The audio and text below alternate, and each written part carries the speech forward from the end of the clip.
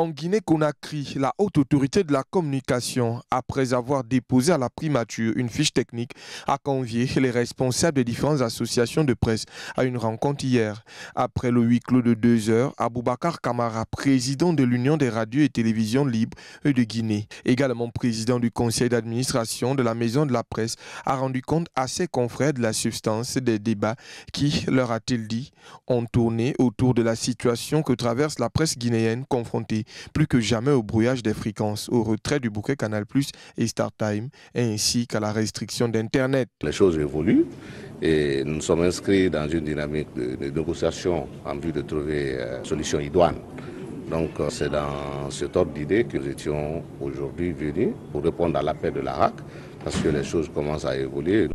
Nous pensons qu'elles vont aller crescendo dans ce sens-là. Pour avoir appelé à manifester contre le musellement de la presse et la restriction d'Internet en Guinée, Sékou Jamal Pandessa, secrétaire général du syndicat des professionnels de la presse guinéenne, a été arrêté le 19 janvier et détenu en prison pour en haute attroupement illégal.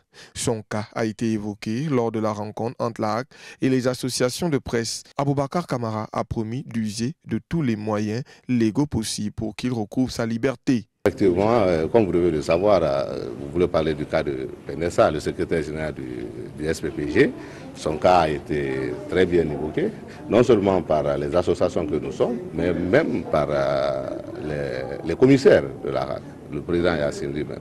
Donc c'est pour dire que c'est une situation qui nous préoccupe tous et nous allons œuvrer, comme on l'a dit dans notre déclaration conjointe qu'on a publiée le dimanche, nous allons œuvrer par tous les moyens possibles, pour que les moyens légaux, pour que justement il puisse recouvrer sa liberté.